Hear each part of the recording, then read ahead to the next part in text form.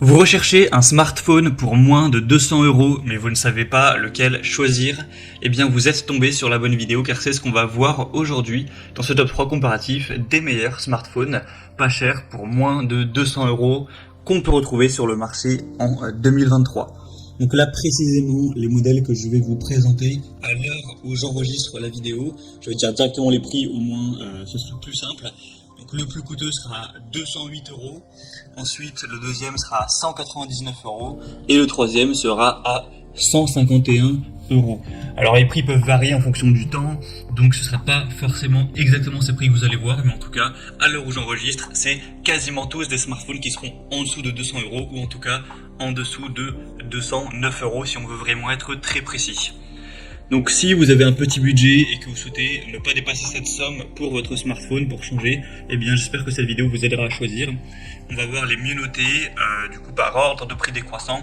Et bien sûr il y aura tous les liens juste en dessous en description vers chacun des smartphones si vous souhaitez en commander un ou voir plus de détails. On commence donc avec le premier qui sera le Vivo Smartphone 5G. On aura 4,5 étoiles sur 5 en moyenne sur plus de 570 évaluations, donc c'est vraiment très correct. Comme je l'ai indiqué, le prix pour celui-ci est à 208 € et 5 centimes pour être précis à l'euro j'enregistre, en partant du principe que ce prix peut bouger dans le temps. Vous aurez donc un réseau 5G qui vous permettra d'avoir une très grande vitesse au niveau de la connectivité pour que ce soit vraiment efficace lorsque vous naviguerez sur internet, etc. Sinon pour les fonctionnalités, la puissance entre guillemets du téléphone, vous aurez 4 Go de RAM. Ce qui certes n'est pas énorme, on va pas se mentir, c'est pas dingue, mais ça fait l'affaire pour une utilisation régulière, classique, pour aller sur diverses applications, pour aller sur YouTube, pour aller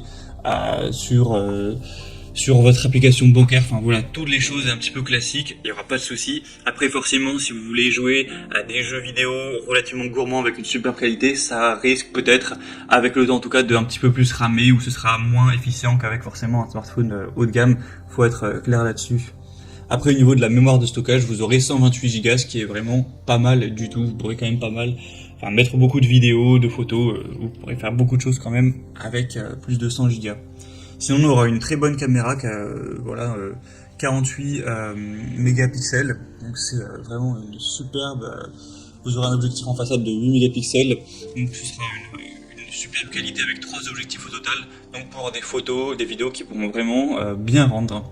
La batterie sera à 5000 mAh, voilà, ce qui est plutôt classique, donc ça pourra bien sûr tenir la journée, comme tout autre smartphone Android plutôt classique. Et sinon vous aurez un écran qui aura une taille relativement normale également, que j'allais voir ça en détail, ça doit sûrement être autour de 6 pouces comme la plupart des smartphones qu'on peut retrouver sur le marché, c'est souvent parfois un petit peu en dessous de 6 pouces, parfois légèrement plus. Il sera très fin aussi, on aura une épaisseur donc de 8,5 mm. Donc voilà, si vous n'avez pas de coque ni rien entre vos mains, ce sera vraiment assez fin, donc assez agréable à ce niveau-là. Donc c'est aussi un point plutôt positif. Donc globalement, c'est un bon smartphone, vous pourrez voir vous-même les évaluations clients. Et en tout cas, pour du coup la taille de l'écran, je précise exactement, c'est 6,58 pouces. Et donc voilà, vous pourrez voir plus de détails en passant par le premier lien en description. Un deuxième que je vous présente, c'est le Samsung Galaxy A13. Donc là c'est un modèle qui sera noté à 4,4 étoiles sur 5 sur plus de 1700 évaluations, donc ça reste très bien aussi. Le prix sera à l'heure où j'enregistre à 199,99 €, donc pile en dessous des 200. Vous aurez bien sûr pas de carte SIM qui est incluse, etc. Il faudra mettre la vôtre, ce n'est pas corrélé, votre fournisseur d'accès internet, etc. La carte SIM, là c'est vraiment juste la machine, le smartphone en lui-même. Donc un prix très intéressant. Sinon vous aurez une connectivité 4G, donc voilà, c'est très correct. On aura un capteur principal de 50 mégapixels pour des photos riches et détaillées, et le capteur photo selfie sera à 8 mégapixels, ce qui reste assez bien pour prendre des photos en selfie. Un écran assez grand également, de 6,6 pouces, donc c'est vraiment pas mal, qui aura aussi une très bonne définition. Sinon pour la puissance entre guillemets de ce smartphone, ce sera assez similaire au modèle précédent. Pour le stockage, vous aurez 64 Go, donc C'est certes pas énorme, vous ne pouvez pas stocker un nombre incalculable de choses, il faudra quand même faire le tri. Surtout que voilà, il y a pas mal d'applications qui vont vous prendre du stockage, mais voilà, ça devrait quand même aller. Pour la RAM, on est sur du 4 Go, donc c'est comme pour le modèle précédent. De toute façon, pour ce prix-là, on peut pas s'attendre à des smartphones super puissants avec un stockage immense. Et pour la batterie, c'est du 5000 mAh, une charge rapide à 15 watts, donc plutôt classique. Donc c'est aussi un modèle assez intéressant d'une marque quand même relativement reconnue. Encore une fois, vous n'allez pas pouvoir effectuer des tâches qui demandent énormément d'énergie avec une fluidité parfaite. Mais si c'est pour des fonctions basiques, bien sûr que ce smartphone suffira. Et on termine avec le Xiaomi Redmi Note 12. Donc c'est un smartphone qui est encore moins cher que les autres. Cette fois-ci, il sera, à l'heure où j'enregistre encore une fois, à 151,37 €.